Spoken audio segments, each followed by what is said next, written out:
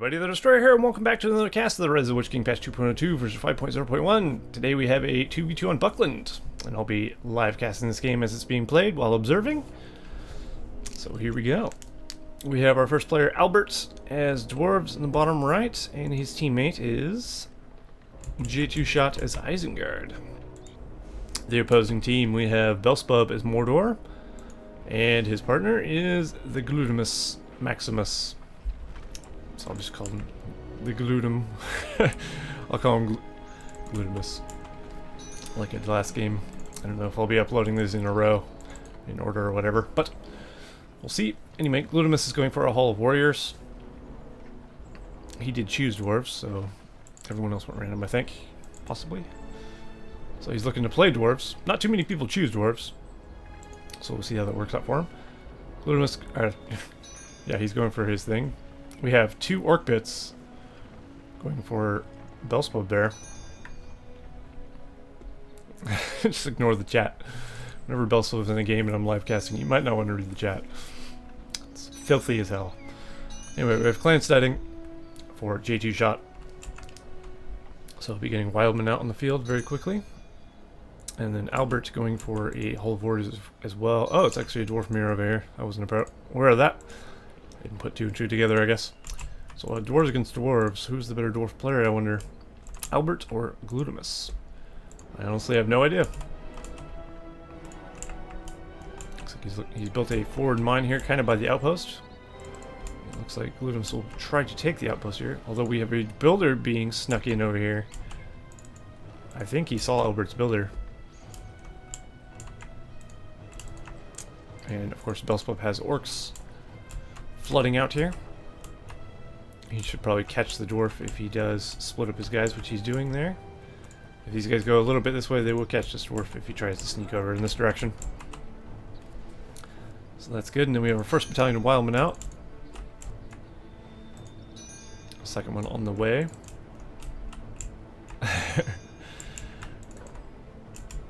Do we have J2Shot against Belsebub? Yeah, we do.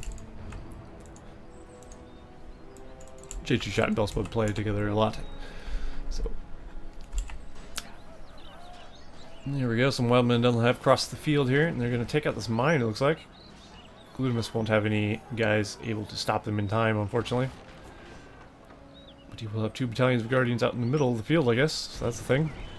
As these ones get exit, but they didn't actually get out of the mine.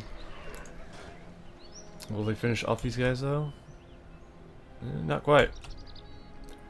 Dwarves still hold the outpost. Well, I guess Glutimus holds the outpost. There's two dwarves, of course. I had to make sure who who actually held it. I guess it's a red tinge, so it would be the red dwarf. But never mind that. Looks like Belsebub's grabbed a furnace there. Nice little pickup with one battalion of orcs. They got to level 2. Looks like he didn't destroy it. He didn't demolish the thing himself. They did level up. We have some orc archers out in the field as well for Belsebub, as well as a lot of orcs. Belsebub's Mordor is pretty scary. He gets floods of orcs coming out pretty quickly. Not quite sure how he does it so quick.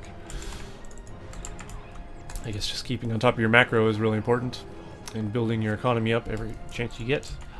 That's probably how he does it, I would expect.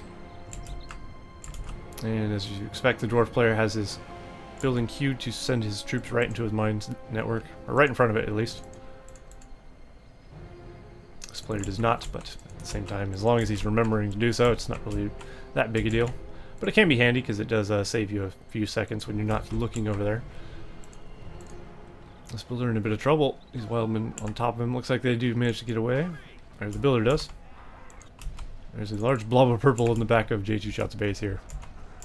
He's got a lot of orcs on his hands.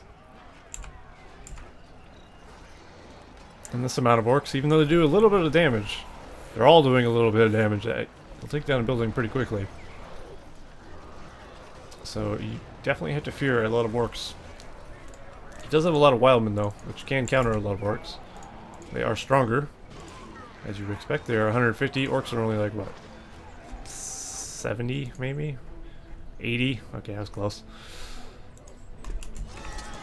So you would expect the more expensive unit to be a bit better, which they are, in all respects. Of course, Wildmen can be upgraded with torches, which makes them even better. Will I have armor? Yeah, Wildman can even have armor upgrades. I forgot about that. You don't see that kind of stuff till late game, though.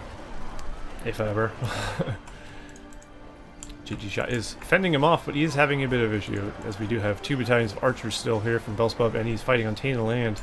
So he cleans up all those Wildmen easily, while continuing to pillage the back of J2Shot's base. And who is winning the dwarf engagement? Looks like a mineshaft was taken out there. The red dwarf Glutimus, the blue dwarf Albert, going to put up a defense here. These dwarves are level 2, so once their war chant wears off, they could use the charge attack to basically get their rally call back, because it gains 50% armor and damage, which is exactly what rally call does, but they don't stack, so that's why you would wait until it wears off and then use it, which is quite handy. Looks like J2Shot finally got some melee units on top of the orc archers here. We can carving their way through them pretty easily. Orc archers aren't known for their defensive capabilities. Their armor is very weak and they do fall very fast. We have Vision of the Palantir. 200 of 400 command points used and 8 power points remaining for J2Shot, so he's getting close to 10. Belsebub, the Mordor player, has I have Sauron on Tainted Land, 0 power points and 280 of 450 command points limits. Glutimus, the blue player, or the red player rather, red dwarf, has rally call just about 4 power points and 150 of 575. And Albert, the blue dwarf, has 360 of 450. Rally call and 5 power points remaining. J2Shot's going to be getting close to his 10. Yeah, he is getting very close. We'll take a look at what he got in a minute. Belsebub continuing to pump orcs out of Mordor here. Looks like we have an Uruk pit being thrown down by J2Shot, so he's looking to get possibly some crossbows, which is definitely what he needs here. No, he's actually going for pikes. Pikes. Why would you get pikes? Okay. Apparently he's either seen lancers or seen the thing that makes lancers. He does have Vision of the Palantir, of course, so that would be not surprising. As you see, he's used his Palantir here. He can see that there's a level 2 palace, so he's expecting some Haradrim lancers very shortly, which of course are great against the Wildmen. Looks like his partner actually, Belsebub's partner is actually attacking J2Shot as well, building a forward mine over here. And now his partner will need to aid him, but unfortunately for him, he's being attacked by Belsebub. Beacon was placed by the Glutimus, showing his troops here, I guess. Ooh, that's going to be a big attack. I'm not sure J2Shot can fend that off. And of course, his ally can't send anything his way. He's being raided. His ally has got the Prince Brand, Captain of Dale, which is, of course, a great unit to have. But will it be enough, is the question. We have a Prince Brand for Glutimus over here as well. Unfortunately, though, J2Shot just has way too much on his plate, and he's not going to be able to finish his dinner, so to speak. Or maybe he's going to be force-fed his dinner and throw up later. One of the two. It's not going to end well. I have Sauron going down on these orcs. They'll begin doing a lot of damage to this clan setting. Once the clan setting's gone, pretty much all of Belsebub, or J2Shot's capabilities for defending himself will be gone. There's a lot of blue troops over here. So he sent his entire army to defend one mine. He really needs to send his guys over to his ally, but he's given Belsebub time to send troops over here. We do have some dwarves in here as well who could actually help cut off these dwarves from even aiding his ally. So really, they've cut off all reinforcements and all chance of hope for J2Shot. Belsebub throwing a troll cage up right in front of his base. The biggest troll is literally a troll cage. That's kind of amusing. I find that very amusing, in fact. Every player should do this. If you're winning, like, really seriously, just build a troll cage. Oh, that's funny. Maybe I'm the only one that finds a troll cage for trolling funny. But there you go. High level sense of humor, I guess. We have a couple of battalions with lancers here. Looks like they will kill the builder of J2Shot. No mercy. His fort will fall shortly after, and the Uruk pit will follow. And I would assume the Uruk pit will go afterwards. Possibly not. I don't see the blue army anymore, so possibly they were all killed off. Looks like Prince Brand's by himself. Belsebub clumping up his troops right in front of Prince Brand. He's not very tanky, so you don't want him to be next to the army. Hobbits were summoned in here. He did use the Vile Galadriel, Albert did, so good job on him for doing that at least. Okay, the key stuck, there we go. We have siege works being thrown down here as well.